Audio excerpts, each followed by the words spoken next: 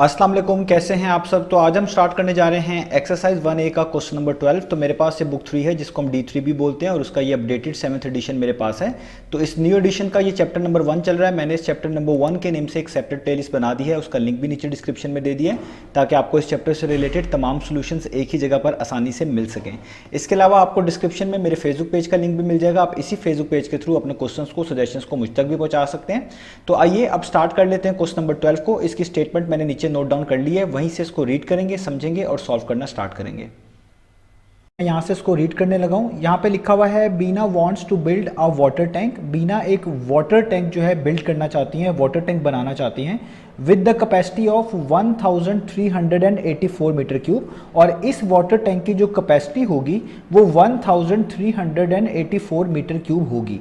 अब यहाँ पे सबसे इंपॉर्टेंट वर्ड ये कैपेसिटी है। कैपेसिटी का मतलब होता है वॉल्यूम, इसको मैथमेटिक्स के अंदर वॉल्यूम भी कहते हैं कुछ सेंस के अंदर। वॉल्यूम क्या चीज़ होती है? वॉल्यूम होती है कि कोई ऑब्जेक्ट, कोई चीज़ कितनी स्पेस ऑक्यूपाई कर रही है। अगर कोई 3D ऑब्जेक्ट है उसके अंदर कितनी स्पेस मौजूद है वही उसका वॉल्यूम भी कहलाती है। तो यहाँ पे जो बीना ने कहा है कि वो एक वाटर टैंक बनाना चाहती हैं जिसकी कैपेसिटी 1384 मीटर क्यूब होनी चाहिए। तो इसका मतलब यही है कि बीना एक वाटर टैंक बनाना चाहती है जिसका वॉल्यूम 1384 मीटर क्यूब होना चाहिए, यानी आपको उस वाटर टैंक का वॉल्यूम बताया गया है। तो इसलिए इस कैपेसिटी का वर्ड जब आप देखें तो आपने इसको वॉल्यूम की सेंस में ही लेना है। और वॉल्यूम का मतलब मैं आपको बता चुका हूँ कि कोई भी ऑब्जेक्ट कितनी स्पेस ऑक्यूपाई कर रहा होता है उसको वॉल्यूम बोलते हैं, या कोई 3D ऑब्जेक्ट के अंदर जो स्पेस मौजूद होती है वो उसका वॉल्यूम कहलाती है। तो एक ऐसा वाटर टैंक बीना बना रही है जिसका वॉल्यूम कितना है 1384 मीटर क्यूब, या उसकी कैपेसिटी कितनी है 1384 मीटर क्यूब। आगे लिखा हुआ है if the tank is cubical. अगर ये टैंक क्यूबिकल है, क्यूबिकल का मतलब होता है एक ऐसा टैंक जो क्यूब शेप का है। मैंने नीचे आपके लिए बना भी दिया, ये एक क्यूब है और टैंक भी हमारा इसी से मिलता जुलता होगा क्योंकि क्यूबिकल टैंक कहते ही उसको है जो कि क्यूब शेप का हो। अब क्यूब शेप क्या होती है? ये एक ऐसी आपके पास ज्योमेट्रिकल फिगर होती है जिसके सारे फेसेस स्क्वायर शेप होते हैं। जैसे इसका फ्रंट वाला फेस देख लें, ये एक स्क्वायर होगा। इसका राइट वाला फेस देख लें, ये भी स्क्वायर होगा। इसका पीछे वाला फेस देख लें, ये भी स्क्वायर होगा। यानी इसके 6 फेसेस स्क्वायर शेप के होते हैं। और जब कोई चीज़ स्क्वायर शेप की होती है तो आपको ये बात पता होती है कि उसकी तमाम साइड्स की लेंथ एक जैसी होगी। तो अगर इसके सारे ही फेसेस स्क्वायर हैं तो इससे एक बात क्लियर हो जाएगी कि क्यूब एक ऐसी ज्योमेट्रिकल फिगर बन जाएगी जिसके अंदर लेंथ, विड्थ या ब्रेड्थ और हाइट तीनों की तीनों एक जैसी होंगी। यही सबसे इंपॉर्टेंट चीज़ है और यही आपको हेल्प करेगी भी। तो आपने याद रखना है क्यूब एक ऐसी ज्योमेट्रिकल फिगर है जिसकी लेंथ, विड्थ और हाइट तीनों इक्वल होती हैं, एक जैसी होती हैं, क्योंकि उसके सारे फेस स्क्वायर होते हैं और स्क्वायर की भी सारी साइड जो है उनकी लेंथ इक्वल होती है। तो आपसे कह रहे हैं कि अगर ये टैंक क्यूबिकल है तो आपने क्या फाइंड करके दिखाना है? फाइंड इट्स मिनिमम हाइट, कि इस टैंक की कम से कम हाइट कितनी होनी चाहिए। अब इसकी हाइट जो है इसकी कैपेसिटी यानी इसकी वॉल्यूम से जुड़ी हुई है, वॉल्यूम से रिलेटेड है। कैसे? क्योंकि आपको पता है कि ये जो भी टैंक बनेगा उसकी जितनी भी हाइट हो उसकी हाइट इतनी ज़रूर होनी चाहिए कि उसके अंदर इतनी कैपेसिटी निकल आए, उसके अंदर इतना वॉल्यूम निकल आए, इतनी स्पेस मौजूद हो, यूँ भी कह सकते हैं। तो इसका मतलब है वॉल्यूम का फॉर्मूला ही आपको हेल्प करेगा उसकी मिनिमम हाइट निकालने को, क्योंकि वॉल्यूम जो है वो लेंथ, ब्रेड्थ और हाइट से मिलकर बना होता है। तो इसके अंदर जो हाइट हो रही होती है, यूज़ हो रही होती है, ऑटोमेटिकली उसी तरह का वॉल्यूम जो है बनाकर आपको दे रही होती है जो आपको चाहिए। तो अगर आपको वॉल्यूम यहाँ पे 1384 मीटर क्यूब चाहिए तो आप जस्ट वॉल्यूम का ही फॉर्मूला यूज करके बता सकते हैं कि उसकी हाइट कम से कम कितनी होनी चाहिए। तो ये आपको चीज़ समझ आ गई होगी। अब हम यहाँ पे कुछ चीज़ों को सपोज कर लेते हैं। तो अब हमें किस चीज़ को सपोज करना है या लेट करना है? तो सबसे पहले आप ये मानें कि हमारे पास जो ये सामने शेप बनी हुई है जो कि क्यूबिकल टैंक की है, इसमें ये वाली लेंथ को हम मान लेते हैं कि ये हमारी इस क्यूबिकल टैंक की हाइट है जो कि हमने फाइंड आउट करनी है। और यही आपको यहाँ पर मेंशन भी करनी है, सपोज भी करनी है। तो आप यहाँ पे लिखेंगे कि let the height of a cubical tank, let the height of a cubical tank be represented by h, be represented by h। तो ये हमने खुद से नाम रख लिया, आप इसकी जगह पे कोई और नाम भी रख सकते हैं। तो मैंने मान लिया कि हमारे पास जो क्यूबिकल टैंक है जिसकी हमने ये मिनिमम हाइट फाइंड आउट करके दिखानी है उसकी हाइट को h से रिप्रेजेंट किया जाएगा।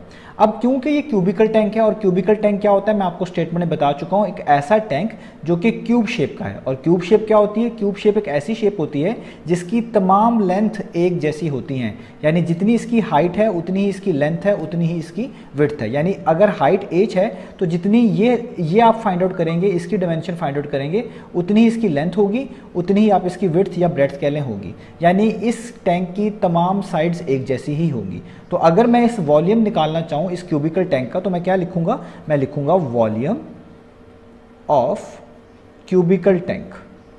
क्यूबिकल टैंक, तो मैं वॉल्यूम ऑफ क्यूब का जो फॉर्मूला है वो यूज़ करूंगा। और क्यूबिकल टैंक का वॉल्यूम किस तरह निकाला जाता है? वो निकाला जाता है तमाम साइड्स को मल्टीप्लाई कर दें। तमाम साइड्स का मतलब है 3 साइड्स, यानी लेंथ, विड्थ और हाइट। तो मैं यहाँ पे लिखूंगा साइड मल्टीप्लाई बाय साइड, यानी length multiply by length multiply by length. ये मैंने side multiply by side multiply by side क्यों लिखा? क्योंकि सारी साइड्स एक जैसी ही होती हैं। तो आप लिख सकते हैं कि इसकी अगर एक साइड h है तो बाकी वाली भी कितनी होंगी? h, तीसरी वाली भी कितनी होगी? h। तो h टाइम्स h कितना हो जाएगा? h⁻3। यहाँ तक हमने कर लिया। अब आपको वॉल्यूम ऑफ क्यूबिकल टैंक पहले से ही बताया हुआ था उन्होंने, वो कितना बताया हुआ था? 1384 मीटर क्यूब। तो उसकी वैल्यू आपने इसके नीचे लिख देनी है यहाँ पर, 1384 मीटर क्यूब। ये मैंने उसकी वैल्यू यहाँ पर पुट कर दी। अब आप इजीली हाइट बता सकते हैं, क्योंकि हाइट उतनी ही होगी जितनी इस क्यूबिकल टैंक की लेंथ या विड्थ होगी। तभी मैंने क्यूबिकल टैंक का फॉर्मूला ये साइड मल्टीप्लाई बाय साइड लिखा है। आप इसकी जगह पे length times breadth times height भी लिखेंगे, तब भी आपको तीनों जगह पे h ही लिखनी पड़ेगी, क्योंकि आपने एक को h माना हुआ है तो बाकी 3 भी h ही होंगी। अब आपने इस h की वैल्यू फाइंड आउट करनी है। इस h के ऊपर क्यूब आ रहा है, तो क्यूब को खत्म करने के लिए आपको क्यूब रूट लेना पड़ता है दोनों साइड्स पे, क्योंकि आपको सिंपल h की वैल्यू चाहिए। तो इसलिए आप यहाँ पे लिखेंगे taking cube root on both sides, on both sides. तो आप दोनों साइड्स पे क्या अप्लाई कर देंगे? क्यूब रूट अप्लाई कर देंगे।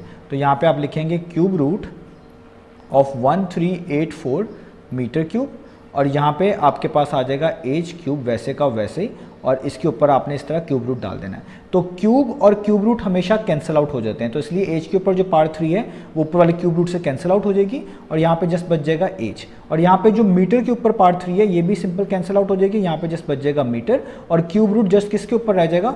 वो रह जाएगा 1384 के ऊपर। अब आपने ये वाली वैल्यू खुद से कैलकुलेट कर लेनी है, और इसके लिए आपको कैलकुलेटर की नीड होगी, तो आपको कैलकुलेटर में क्यूब रूट निकालना पड़ेगा। तो आप शिफ्ट और ये वाला बटन दबाएंगे तो क्यूब रूट का सिंबल आ जाएगा। इसके नीचे 1384 लिखें, इक्वल टू प्रेस करें तो देखिए कितना आ रहा है? 11.14। तो मैं यहीं पे यहाँ पे लिखूंगा, इसका आंसर आ रहा है 11.14 मीटर्स। तो आपको आपकी क्यूबिकल टैंक की हाइट पता चल गई, वो कितनी है? 11.14 मीटर।